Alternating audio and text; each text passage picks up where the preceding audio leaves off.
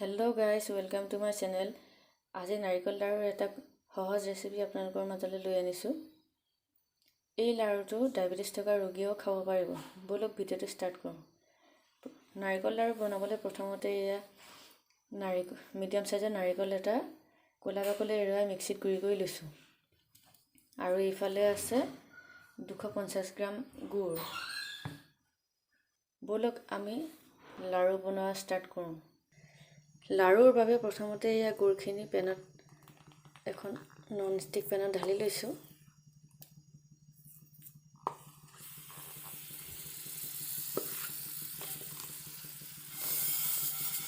মোৰ যেহেতু গুড়টো অকমান লিকটিয়া, ইয়াতে অকমান মই পানী দি লম। এয়া পানী অলপ দিছো। এতিয়া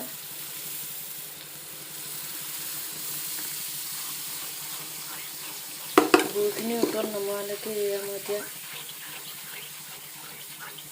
গৰম কৰি থাকিম।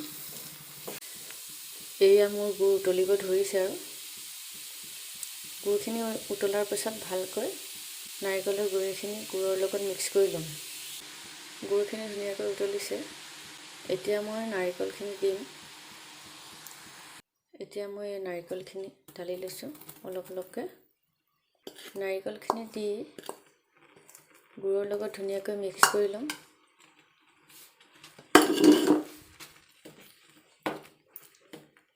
এতিয়া এই মিশ্ৰণটো 15 পৰা 20 মিনিট মানলৈকে ভাজি থাকিম। আপোনালোকৰ ভিডিওটো চাই থাকক। মই নন ষ্টিক পেন লৈছো, আপোনালোকে যিকোনো বাচন ল'ব পাৰে।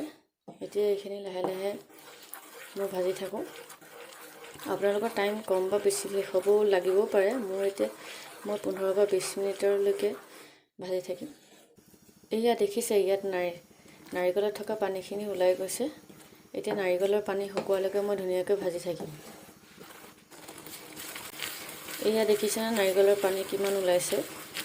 নাৰিকলৰ পানীখিনি শুকোৱালৈকে ধুনীয়াকৈ ভাজি ল'ব।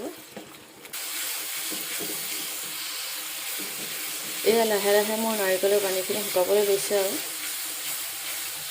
হাতাখন মাজে মাজে লৰাই থাকিব, নহ'লে তলত লাগি যোৱাৰ চান্স থাকে।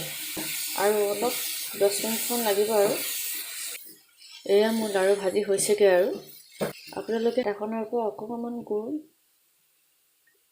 এনেকৈ হাতত লৈ এনেকৈ চাব, যদি আঠা আঠা ভাৱ আহিছে আপোনাৰ লাডু ৰেডি হৈছে। আৰু নাৰিকলৰ লাৰুখিনি যেতিয়া মই ঘিউ এচামুচ দিছোঁ, এইটো অপশ্যনেল হয়, আপোনালোকে দিবও পাৰে নিদিবও পাৰে।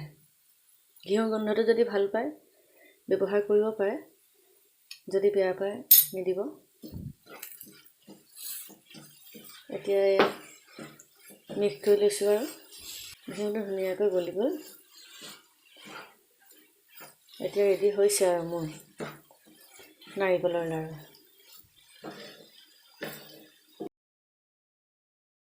এয়া মোৰ লাৰুখিনি ৰেডি হৈ গ'ল। এতিয়া ষ্টভটো বন্ধ কৰি দিওঁ। এইখিনি অলপ ঠাণ্ডা হ'বলৈ দিম। ঠাণ্ডা হোৱাৰ পিছতহে লাৰুখিনি বনাম।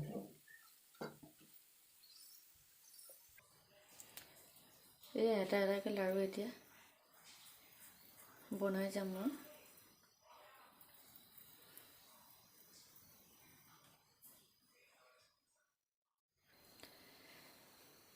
এয়া মই লাডুখিনি এনেকৈ বনাই ল'লোঁ। দেখিলেনে ইমান সহজতে নাৰিকল লাৰু ধুনীয়াকৈ বনাই হৈ গ'ল। আপোনালোকে এইবাৰ বিহুত এনেকুৱা লাৰু বনাই চাব। যদি ভিডিঅ'টো ভাল লাগে লাইক, শ্বেয়াৰ এণ্ড কমেণ্ট কৰিব আৰু মোৰ চেনেলটো ছাবস্ক্ৰাইব কৰিব। আজিলৈ আহিছোঁ, ধন্যবাদ।